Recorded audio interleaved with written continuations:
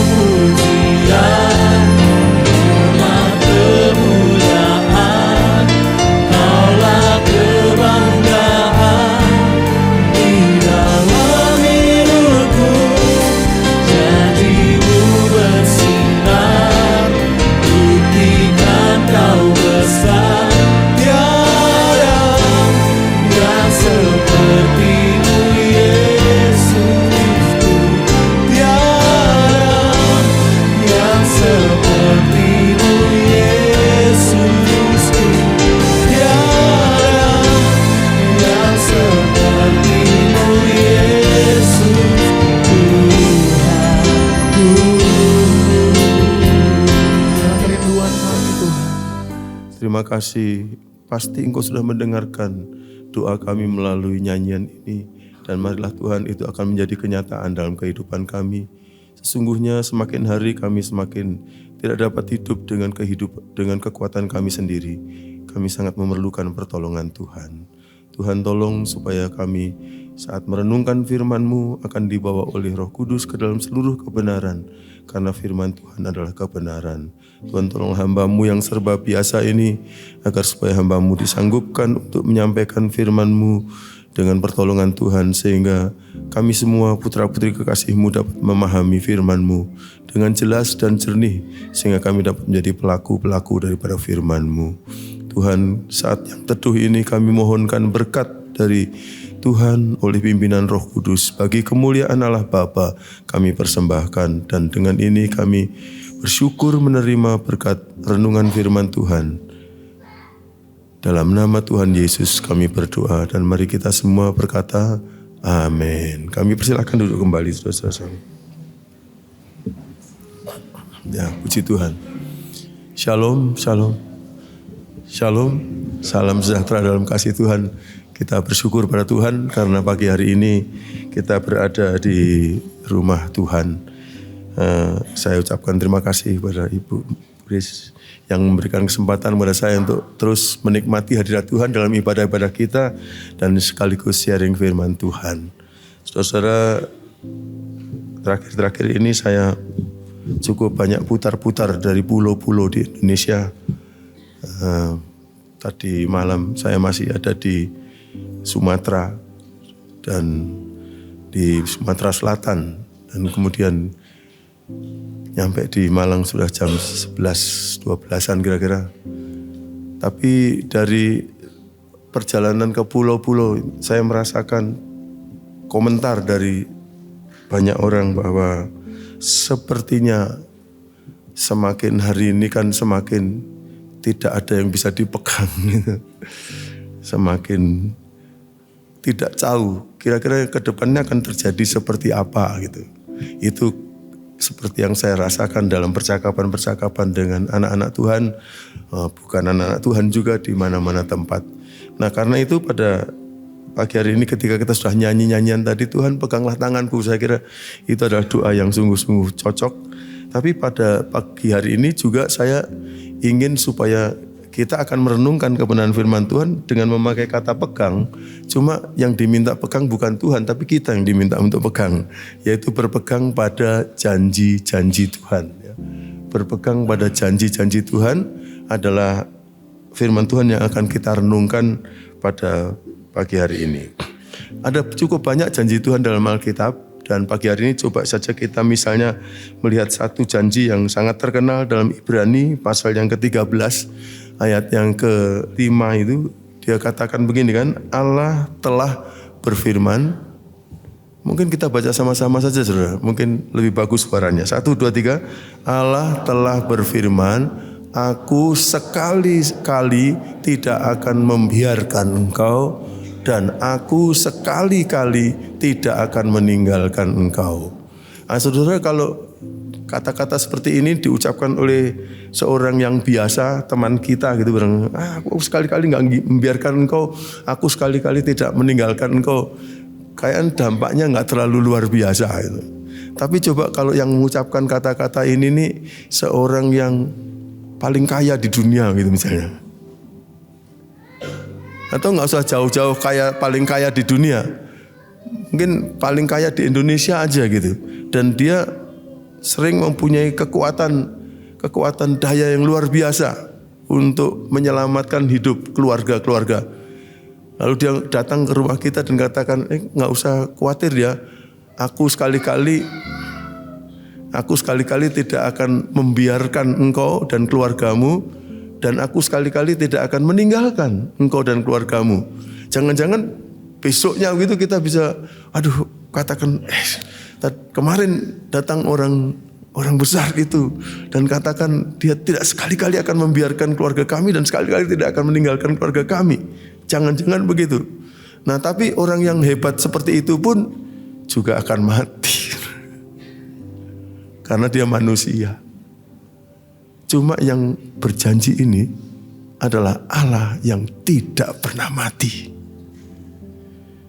Sebelum nenek moyang kita ada, beliau sudah ada. Sebelum langit, bumi dan semua ada, beliau sudah ada.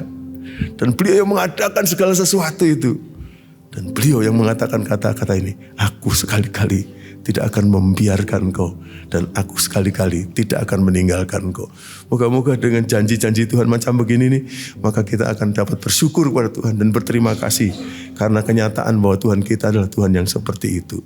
Namun biasanya pada waktu kita mengalami krisis-krisis kehidupan, suka kita lupa kepada janji Tuhan, dan kadang-kadang kita bersikap yang kurang tepat gitu. Seolah-olah tidak ada janji Tuhan bagi kita. Nah, saya ingin mengajak kita melihat dinamika hidup anak-anak Tuhan, orang-orang yang beriman kepada Tuhan. Ya, jadi kita tadi membaca janji Tuhan ini ditulis dalam kitab Ibrani.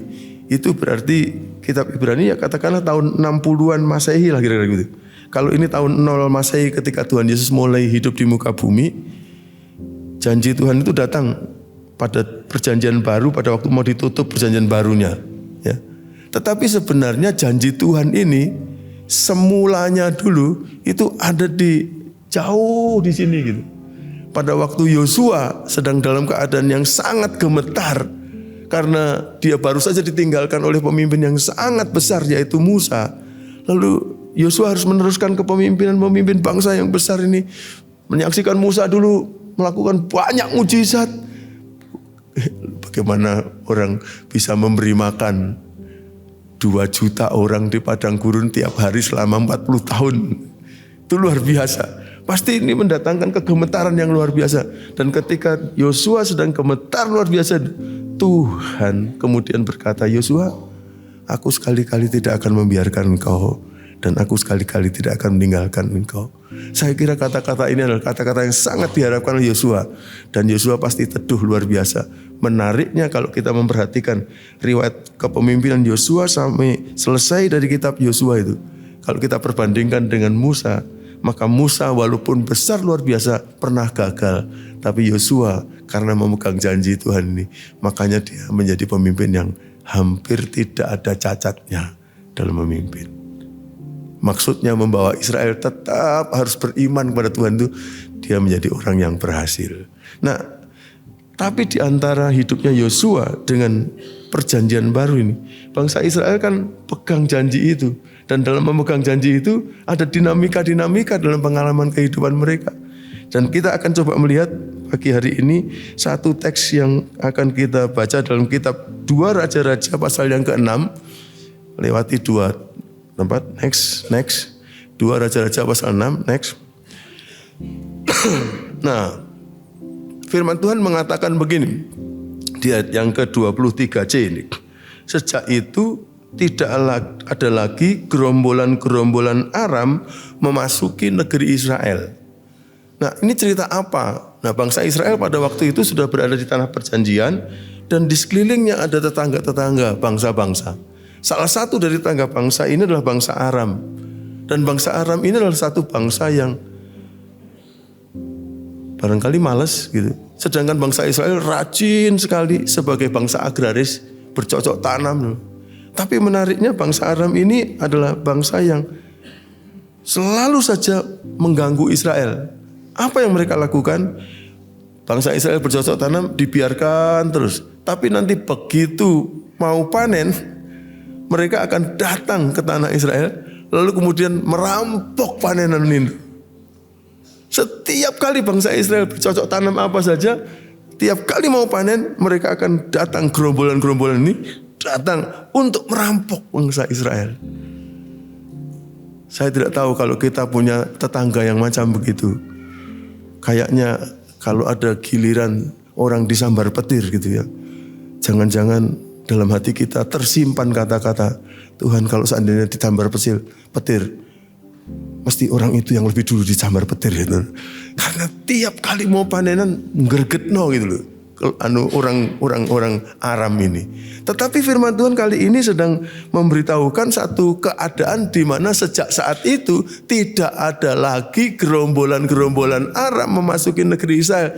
Sehingga orang Israel, aduh rasanya ini nyaman. Sekarang kita hidup dengan cukup tenang kita ini. Tetapi rupanya saudara, sementara mereka tenang sebentar, lalu firman Tuhan datang dan memberitahukan bahwa mereka akhirnya mengalami persoalan hidup yang berat. Next, persoalan hidup yang berat luar biasa. Seperti apa persoalan hidup yang beratnya? Ayat yang berikutnya mengatakan begini. Sesudah itu, jadi sesudah masa tenang di mana bangsa Israel sedang tenang luar biasa tadi, sesudah itu Ben-Hadad Raja Aram menghimpunkan seluruh tentaranya lalu maju mengepung Samaria yang menjadi ibu kota Israel pada waktu itu. Jadi kalau kemarinnya yang kita baca tadi, gerombolan-gerombolan Aram itu kan swasta. Orang zaman dulu bilang partikelir gitu. Ini bukan pemerintah. Tapi yang kali ini setelah gerombolan-gerombolan yang swasta itu nggak nyerang lagi bangsa Israel, sekarang malah secara resmi raja menghimpunkan seluruh tentaranya. Cuma waktu itu tentara hanya ada tentara darat, angkatan darat aja.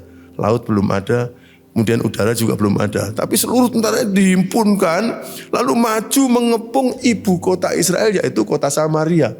Ketika dikepung, jadi zaman dulu biasanya ibu kota itu dikelilingi oleh tembok keliling yang sangat lebar gitu, sangat luas. Nanti lebarnya tembok keliling itu biasanya lebih besar dari keretanya raja. Karena raja ingin suka mengecek ibu kota dengan memakai keretanya lewat di atas tembok itu pakai keretanya gitu, keliling gitu. Nah itu rupanya di pintu gerbangnya dikepung oleh tentara Samaria. Apa maksudnya? Tidak boleh ada makanan masuk ke kota Samaria. Jadi saya sedikit agak mau bayangkan, misalnya kota Samaria itu enaknya mana ya? Misalnya kota Malang gitu aja, kota Malang. Dan itu dikelilingi tembok keliling gitu.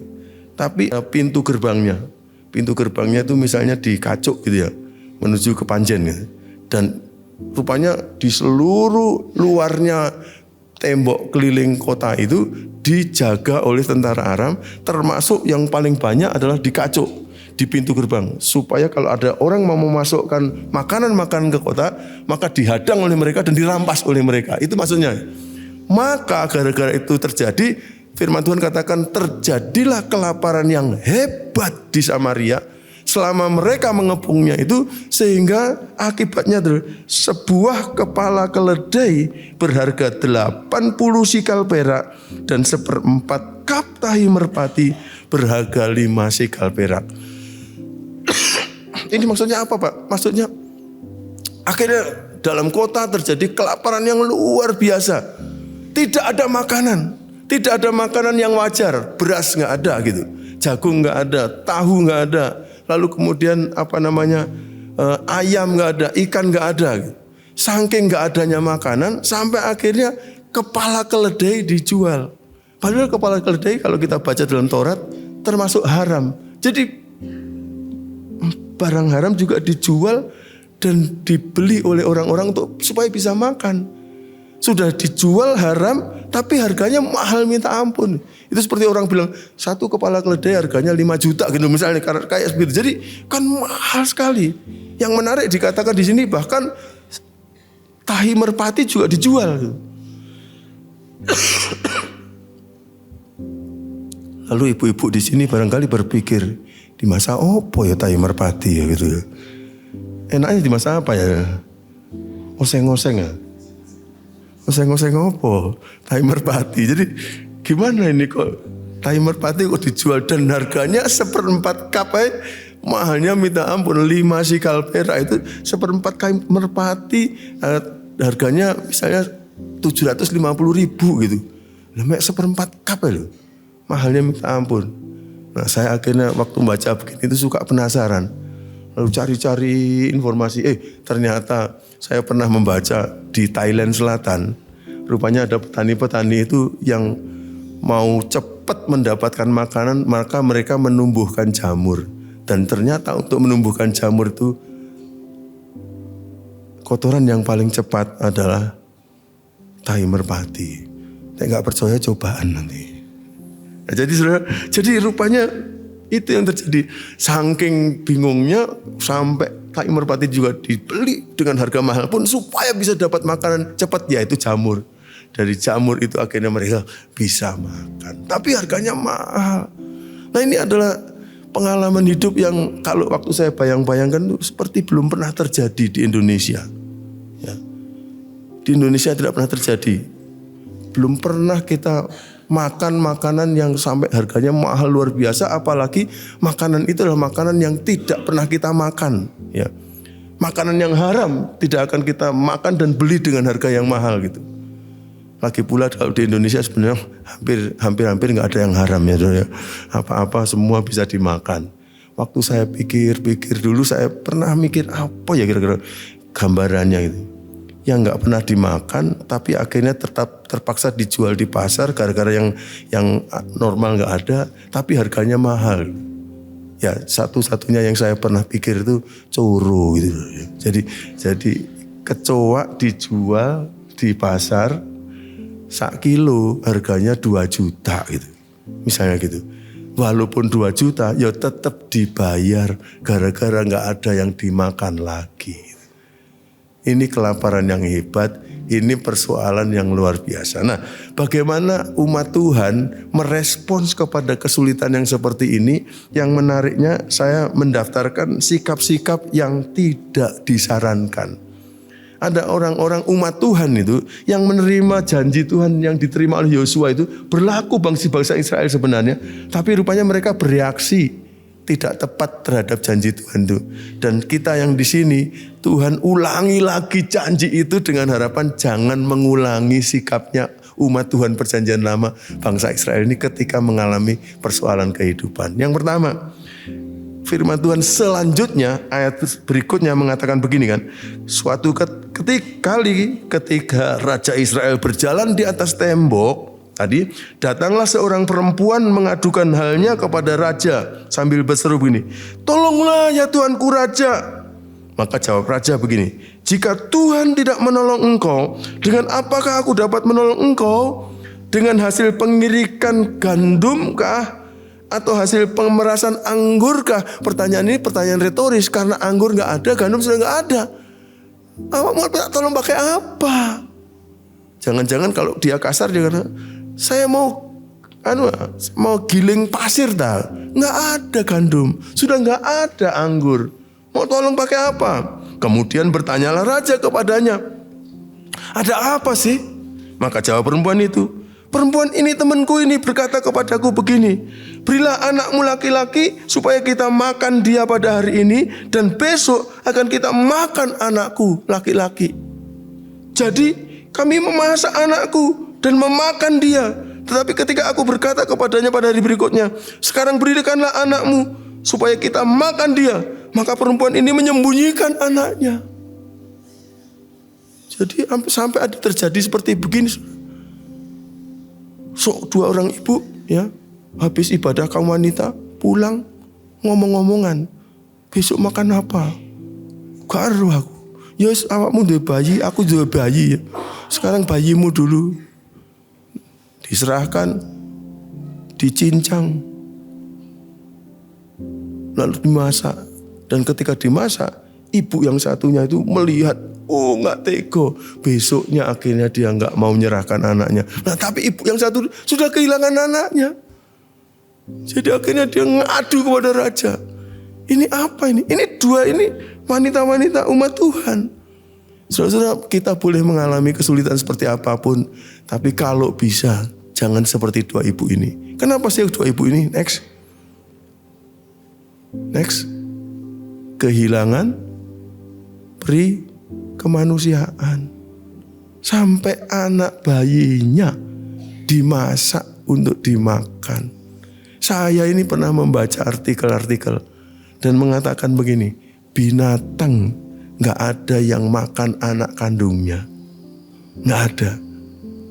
Satu-satunya binatang yang kemungkinan akan mau makan anak kandungnya adalah macan atau singa jantan. Pada waktu dia lagi birahi, lalu kemudian dia mau berhubungan seks bebas dengan betina yang besar, lalu anaknya dia dulu dengan betina itu menghalangi itu, maka bisa jadi anak itu. Tapi selain itu, kata artikel-artikel yang saya baca itu, tidak pernah binatang melakukan itu. Ini kok ono menungso sampai kurang dari peri kebinatangan.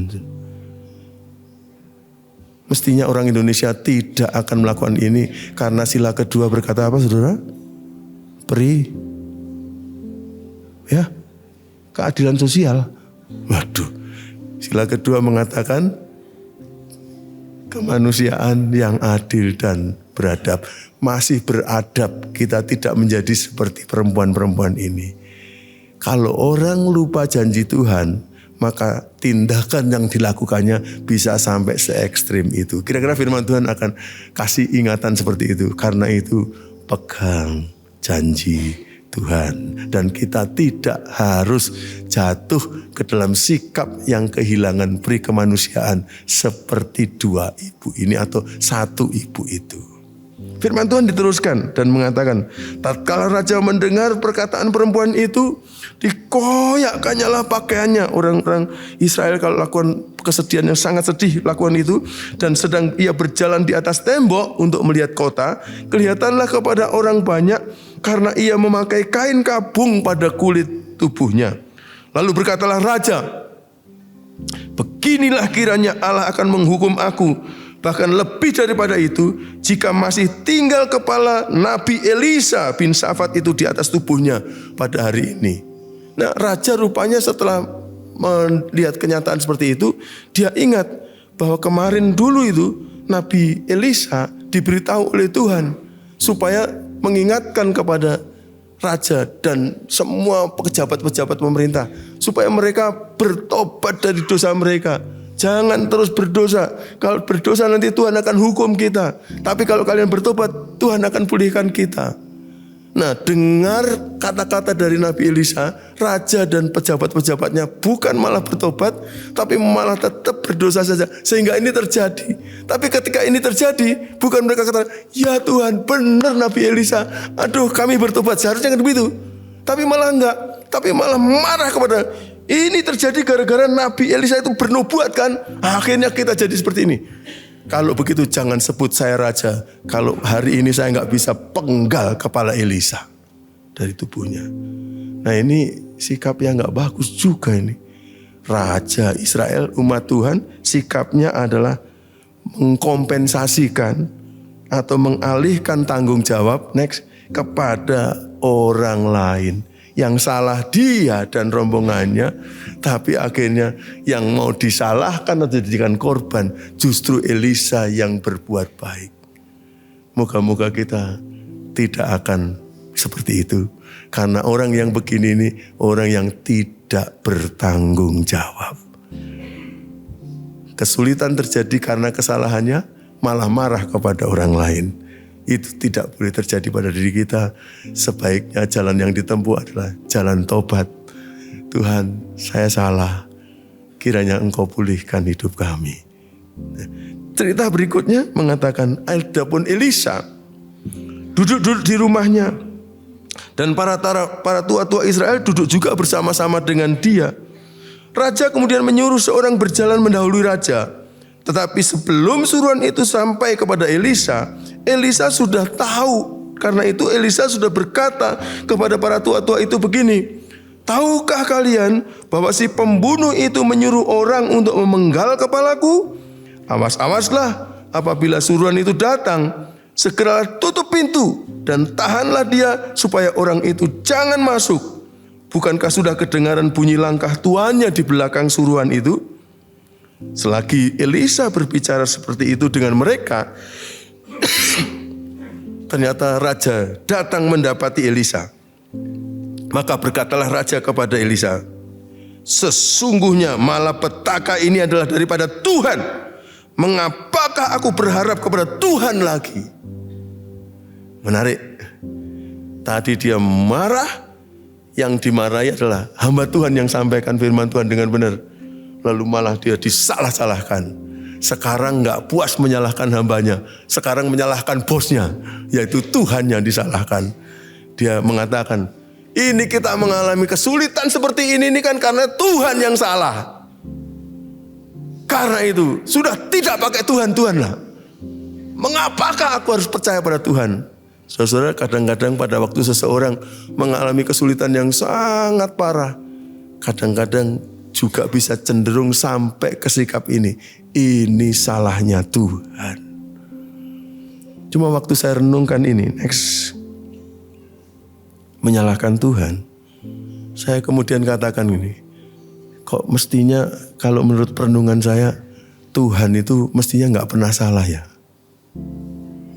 Karena kalau Tuhan pernah salah, rusak seluruh alam semesta ini.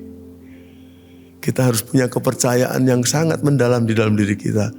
Dalam keadaan seperti apapun, maka Tuhan tidak pernah salah. Dan karena itu salah kalau kita menyalahkan Tuhan. Kalau saya jadi Tuhan, kadang kamu ini salah kamu, malah nyalah-nyalahkan saya, sedangkan saya nggak pernah salah. Moga-moga kita akan ditolong oleh Tuhan. Kalau kita betul-betul pegang janji Tuhan, jangan-jangan sikap tindakan ini tidak akan pernah kita praktekkan, yaitu menyalahkan Tuhan. Kalau ada sesuatu yang buruk, mari kita akan periksa, jangan-jangan saya ada kesalahan. Dan Tuhan mau membawa kita kepada pemulihan kalau kita mau masuk lagi kepada jalan yang benar. Ceritanya berlanjut dan mengatakan, lalu berkatalah Elisa kepada raja yang mengatakan kata-kata yang menyalahkan Tuhan tadi. Dengarlah firman Tuhan ya raja. Beginilah firman Tuhan datang kepadaku. Besok kira-kira waktu ini. Nah, pada waktu Elisa ngomong begini ini kira-kira pas maghrib, pas senja. Jadi dia ngomong gitu, katakanlah umpamanya minggu sore nanti gitu. Elisa ngomong, besok pada waktu ini 1 sukat tepung yang terbaik akan berharga 1 sikal dan 2 sukat jelai akan berharga 1 sikal di pintu gerbang kacu gitu. Dia seperti ngomong gitu. Tetapi perwira yang menjadi ajudan raja, ini pas pampresnya, menjawab abdi Allah itu katanya begini, sekalipun Tuhan membuat tingkap-tingkap di langit, masakan hal itu mungkin terjadi? Maka jawab Elisa abdi Allah kepada si perwira ini, dia mengatakan ini, sesungguhnya besok engkau akan melihatnya dengan mata kepalamu sendiri, tetapi tidak akan makan apa-apa daripadanya. Tadi raja yang menyalahkan Tuhan. Tetapi ketika Elisa menyampaikan nubuat nih, besok kira-kira jam 6 sore di Kacuk itu 1 kilogram beras akan seharga Rp1.000. 1 kilogram telur akan seharga Rp500. Ibu-ibu hafal? Ibu sudah hafal? Besok kira-kira jam 6 sore di Kacuk 1 kilogram beras berapa harganya? Oh enggak hafal ya, Rp1.000. 1 kilogram telur Rp500. Sebab kalau ada harga-harga begitu, saya suka lihat ibu-ibu sangat hafal biasanya ya. Regane murah gitu ya. Tapi kemudian ketika Nabi Elisa ngomong begini, maka keadaannya sedang keadaan kelaparan yang luar biasa. Perwira itu yang menjadi ajudannya raja, akhirnya dipikir ini Nabi ini ngomong ngawur ini. Dan di antara semua orang yang ada di sini nih, yang bisa menjamin hidup saya adalah raja. Kesempatan saya menjilat raja. Maka dia mengatakan, tutup mulut. Ya, dia katakan, kalaupun Tuhan bisa membuka tingkap-tingkap di langit, masa hal itu terjadi? Nggak bisa Tuhan lakukan itu. Seolah katakan begitu. Next, jadi buat saya, dia sedang menjilat bosnya sampai menyakiti hati Tuhan. Seolah katakan Tuhan tidak bisa berbuat itu, tapi bos manusia saya ini bisa. Hati-hati saudara, kadang-kadang mata kita ini membuat kita menjadi terbalik untuk mengatakan kebenaran. Bos itu bisa mati, Tuhan tidak bisa mati. Bos tidak bisa berbuat segala sesuatu, Tuhan bisa berbuat segala sesuatu. Ada kalanya kita pasti harus menjadi orang-orang yang menghormati bos. Tetapi ketika bos menjadi lawan dari Tuhan, kita tahu memilih kepada siapa. Kita harus lebih tunduk kepada Tuhan yang memang tidak pernah salah. Jadi sayang perwira ini berharap pada raja, padahal raja juga manusia biasa. Dan menyakiti hati Tuhan karena dia mengatakan enggak bisa Tuhan lakukan seperti itu. Tanda petik, raja lo bisa. Kiranya Tuhan akan menolong kita tidak akan jatuh ke dalam sikap yang seperti itu. Nah menarik, kita sudah belajar semua sikap-sikap yang tidak disarankan. Pasti di dalam Alkitab juga ada sikap yang disarankan. Saya bahkan menamakannya sikap yang terpuji. Sikap yang terpuji adalah cerita berikutnya yang merupakan sikap respon dari 4 orang sakit kusta. Kita mengetahui dari Taurat, saudara, bahwa orang-orang sakit kusta itu adalah orang-orang yang zaman dulu tidak bisa sembuhkan. Gara-gara tidak sembuhkan, maka Taurat mengajarkan supaya semua orang sakit kusta itu singkirkan dari masyarakat pada umumnya, taruh mereka dalam komunitas tersendiri, satu perumahan sendiri di luar pintu gerbang kota.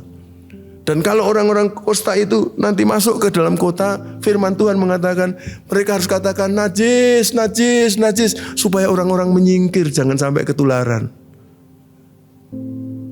Ini kemudian ada cerita tentang 4 orang sakit kusta. Tapi 4 orang sakit kusta yang ada dalam cerita ini justru menjadi teladan bagi sikap yang harus kita kembangkan dalam hidup kita. Mereka sebenarnya adalah orang yang tertolak oleh masyarakat. Sebenarnya sakit kusta tak tersembuhkan, itu sendiri sudah menjadi beban. Tapi kemudian dalam sistem kemasyarakatan mereka sebut dia najis, najis, najis. Kasihan. Tapi justru mereka memberikan contoh tindakan iman bagi kita. Mari coba kita akan lihat ceritanya bagaimana 4 orang yang sakit kusta ada di depan pintu gerbang. Nah tadi saya katakan pintu gerbangnya di Kacuk. Jadi orang-orang ini ada di Kacuk sana, ya, ke Kebon Agung gitu. 4 orang sakit kusta itu hidupnya di sana. Berkatalah yang seorang kepada yang lain, ngapain kita duduk-duduk di sini sampai mati? Karena mereka mendapatkan akibat dari kelaparan juga gitu loh. Lalu kemudian satu orang ini berkata selanjutnya mengatakan, jika kita berkata, baiklah kita masuk ke dalam kota, ya, ke dalam kota Samaria. Padahal dalam kota ada kelaparan, maka kita akan mati di situ. Dan jika kita tinggal di sini saja, kita juga mati, kita nggak ada makanan di sini. Jadi sekarang marilah kita menyeberang ke perkemahan tentara Aram di Pakesaji, gitu mereka kata. Ayo, tentara Aram kan pada berkemah di Pakesaji. Mari kita nyebrang ke perkemahan tentara Aram di Pakesaji sana. Jika mereka nanti membiarkan kita hidup, ya kita akan hidup. Tapi jika mereka nanti akan membunuh kita, ya kita akan mati. Kita sekarang sungguh-sungguh mau bergantung kepada Tuhan. Tapi kita mesti melakukan sesuatu. Mari kita pergi ke Pakesaji. Kalau tahu-tahu mereka, nah ini orang kasta, ya sudahlah, nggak apa-apa. Wah, puji Tuhan. Tapi kalau mereka orang kusta, tapi orang-orang Israel ini, ayo kita bunuh, ya mati. Ini saya pikir orang ini pintar sekali ya. Nomor 1, mereka pakai otak menurut saya. Kalau kita di sini terus, persentase kematian 100%. Kalau kita masuk ke kota Malang, persentase kematian 100% karena di situ ada kelaparan. Tapi kalau kita ke Pakesaji, ada 50-50. Ada kemungkinan kita dibunuh, ada kemungkinan kita bisa hidup. Jadi ini pakai otak. Tapi kemudian mereka harus pakai otot. Dari Kebon Agung ke Pakesaji, mereka perlu jalan. Tapi sambil jalan, mereka harus beriman bahwa Tuhan akan melindungi mereka. Sehingga tentara Aram tidak akan membunuh mereka. Teman saya menyebut orang Kristen begini, Kristen 001. 0 itu artinya otak, 0 itu artinya otot, 1 itu iman gitu. Ini orang Kristen yang sangat disarankan. Karena Tuhan Yesus pernah mengatakan nih, kasihilah Tuhan Allahmu dengan segenap akal budimu, kasihilah Tuhan Allahmu dengan segenap kekuatanmu, dan kasihilah Tuhan Allahmu dengan segenap jiwamu. Orang-orang kusta ini kalau dipandang dari perjanjian baru, ini orang-orang yang memenuhi hukum kasih Tuhan Yesus yang diberikan kepada kita. Moga-moga kita menjadi orang Kristen yang tidak menentang dengan pemakaian otak. Karena Tuhan karuniakan kepada kita otak untuk dipakai dalam kehidupan dan pelayanan. Kita juga mesti memakai otot. Kita memakai tenaga kita untuk hidup dan melayani Tuhan. Dan kita juga harus memakai hati kita, iman kita. Percaya bahwa Tuhan pasti akan menolong. Menghadapi masa yang akan datang, yang saya mendengar dari minimal Pulau Jawa, Pulau Kalimantan, Pulau Sulawesi, dan Pulau Sumatera, termasuk Pulau Bali, ketidakpastian. Saya ajak anak-anak Tuhan akan mengikuti sikapnya orang Kosta ini. Mari kita pakai otak. Mari kita pakai otot. Dan mari kita beriman kepada Tuhan bahwa Tuhan akan tolong kita.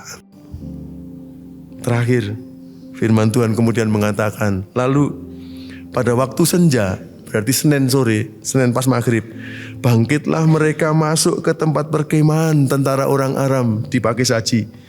Tetapi ketika mereka sampai di pinggiran tempat perkemahan orang Aram di pasar Pakisaji itu, tampaklah tidak ada tentara sama sekali di situ. Kenapa? Sebab Tuhan telah membuat tentara Aram itu mendengar bunyi kereta, bunyi kuda, bunyi tentara yang besar, sehingga berkatalah seorang kepada yang lain, sesungguhnya Raja Israel telah mengupah raja-raja orang Het yang paling kuat. Ini raja-raja Amerika gitu. Dan raja-raja orang Misraim, Mesir yang paling kuat untuk melawan kita, supaya mereka akan menyerang kita, menghabiskan kita. Sampai tentara Aram mempunyai pikiran seperti itu. Karena itu bangkitlah mereka melarikan diri pada waktu senja juga, dengan meninggalkan kemah dan kuda dan keledai mereka serta tempat perkemahan itu. Dengan begitu saja mereka melarikan diri menyelamatkan nyawanya ke Kepanjen, ke Sumber Pucung, ke Karangkates, sampai ke Samben, sampai Belingi, sampai Blitar akhirnya. Ketika orang-orang yang sakit kusta itu sampai ke pinggir tempat perkemahan tentara orang Aram itu, masuklah mereka ke dalam sebuah kemah, lalu makan minum. Kenapa? Karena tentara bagian konsumsi baru saja selesai masak untuk makan sore, tapi belum sempat dimakan. Jadi makanannya enak-enak, masih hangat. Jadi 4 orang sakit kusta masuk lalu makan dan minum. Sesudah itu mereka dapat kekuatan, maka mereka mengangkut dari sana apa? Emas, perak dan pakaian yang diambargo oleh tentara-tentara itu. Kemudian pergilah mereka menyembunyikannya. Lalu datanglah mereka kembali masuk ke dalam kemah yang lain dan mengangkut juga barang-barang dari sana. Kemudian pergilah mereka menyembunyikannya. 4 orang ini jadi miliarder dalam waktu singkat. Tuhan memberkati mereka dengan cara seperti itu. Tapi kemudian ada firman Tuhan yang mengatakan selanjutnya yang saya suka sekali. Katakan begini, lalu berkatalah yang seorang kepada yang lain, tidak patut yang kita lakukan ini. Hari ini adalah hari kabar baik. Hari ini adalah hari Injil. Tetapi kita ini kok tinggal diam di sini. Apabila kita menanti sampai terang pagi, maka hukuman Selasa pagi, hukuman pasti akan menimpa kita. Karena saudara-saudara kita di Malang sedang kelaparan luar biasa. Jadi karena itu sekarang marilah kita pergi menghadap kepada Raja untuk memberitakan hal itu ke istana Raja. Saya tidak baca ayat berikutnya, tapi ayat berikutnya akhirnya mereka menghadap Raja. Dan kemudian Raja mengatakan, oh ya kalau gitu suruhlah orang-orang Malang itu segera pergi ke Pakisaji. Tapi kemudian salah satu dari perwira raja mengatakan, sabar dulu. Perwira raja mengatakan ini, Tuhan hati-hati loh. Orang Aram suka menjebak. Takutnya nanti ternyata mereka keluar dari Pakisaji. Hanya sampai di Kepanjen mereka akan nyerang kepada kita waktu kita keluar ke Pakisaji. Lalu akhirnya biasa Raja Israel mengirimkan pengintai-pengintai. Tadi saya katakan dilacak. Rupanya lebih dari Belingi. Jadi akhirnya aman dan diberitahukan ke kota. Aman, perkemahan tentara Aram, banyak makanan, ayo pergi. Akhirnya orang-orang dari kota keluar masuk ke perkemahan di Pakisaji. Dan apa yang terjadi saudara? Pada waktu pas senja itu, ajudan raja pas dipiketkan untuk memimpin menjaga gerbang. Karena orang lapar gak bisa diatur lagi. Maka akhirnya dia diinjek-injek oleh banyak orang dan mati. Firman Tuhan betul yang disampaikan Elisa, kamu akan menyaksikannya tapi kamu tidak akan menikmatinya. Bagi saya pribadi itu menolong untuk mengatakan, Tuhan tolong saya, jangan saya jadi orang yang berani melecehkan Engkau. Karena saya sangat menghormati manusia. Tuhan, saya mau menghormati Engkau dan manusia yang menghormati Engkau. Tuhan akan tolong kita supaya jangan sampai kita ngalami seperti itu. Ini cerita luar biasa. Kenapa? Karena orang kusta itu adalah orang yang tersisih, tapi mereka punya sifat luhur. Waktu diberkati, inget temen gitu. Dan akhirnya seluruh bangsa Israel diberkati luar biasa.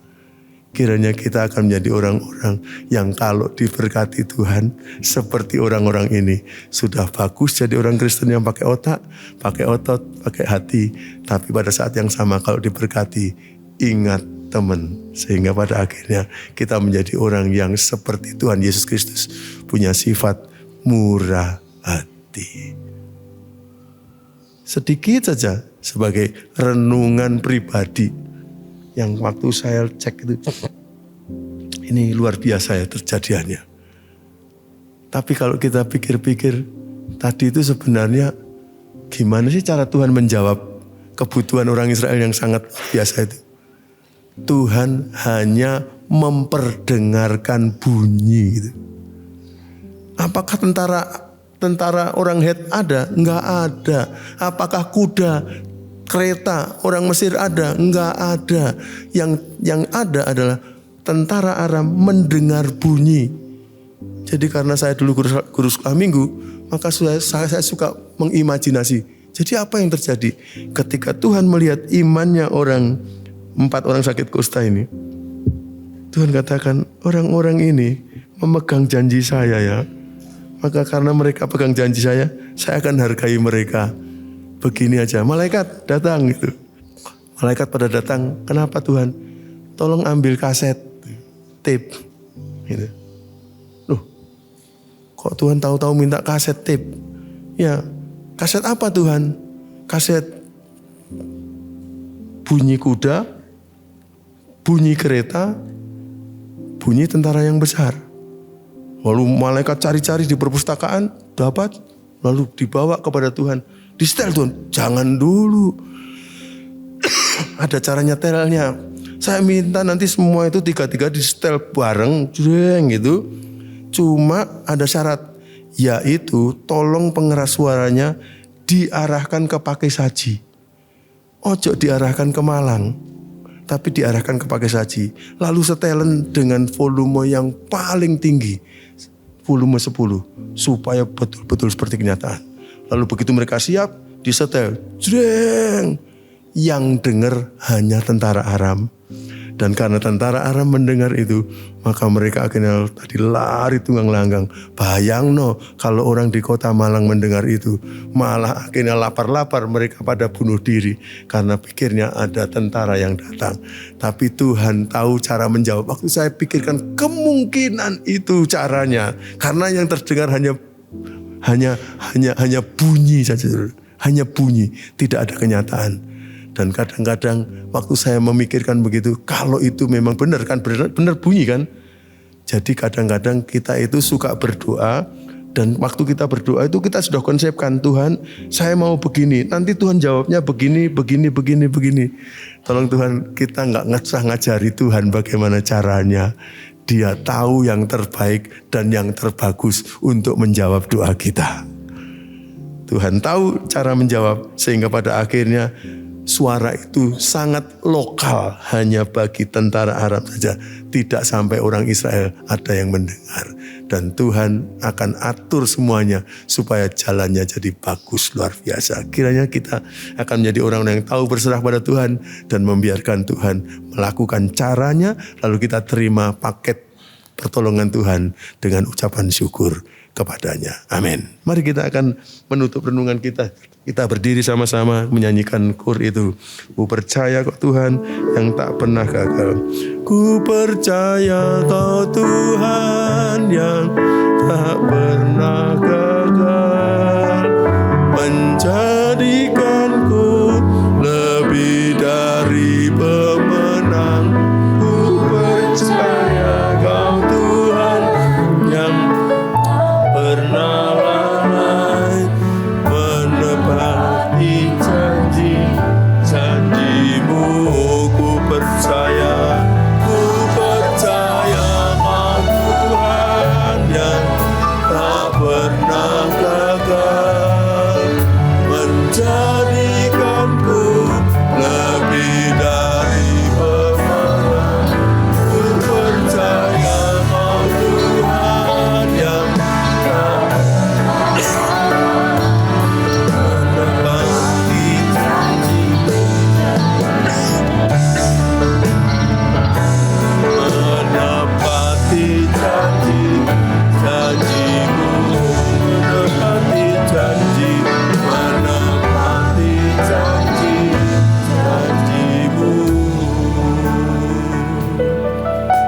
Bapa, kami mengucapkan terima kasih kepadamu. Kami telah bersama-sama merenungkan kebenaran firman-Mu. Tuhan, sesungguhnya kami mau menjadi orang-orang yang belajar dari firman-Mu ini dan berpegang kepada Tuhan dan janji-janji-Mu, karena Engkau selalu setia kepada janji-Mu ya Tuhan. Kalau zaman ini semakin hari semakin tidak memberikan pengharapan yang pasti kepada kami, tetapi di dalam Tuhan kami ada kepastian. Karena itu tolonglah kami supaya kami selalu bergantung kepada firman-Mu. Kami hubungan dekat dengan Tuhan sehingga firman-Mu terus-menerus menjadi konsumsi dari kehidupan kami. Dan dari situ kami percaya kami akan mendapatkan kekuatan dan arah hidup yang benar ya Tuhan. Di dalam zaman yang semakin hari semakin tidak menentu. Tapi kami serahkan kehidupan kami dalam tangan-Mu. Mohon Tuhan menolong kami supaya kami dapat belajar dari 4 orang sakit kusta ini. Orang-orang yang pasti menyukacitakan hati Tuhan. Kami ingin menjadi orang-orang yang menyukacitakan hati Tuhan. Hamba-Mu akan berhenti berbicara mengenai firman-Mu ini. Hamba menyerahkan kepada Roh Kudus supaya kami semua selalu mendengar tentang kebenaran dari Tuhan melalui Roh Kudus yang bekerja dalam kehidupan kami. Dan kami kembalikan segala puji, hormat, kemuliaan kepada Tuhan, karena Engkau yang patut menerimanya. Kami bersyukur untuk firman Tuhan ini. Di dalam nama Tuhan Yesus kami berdoa ini. Amin.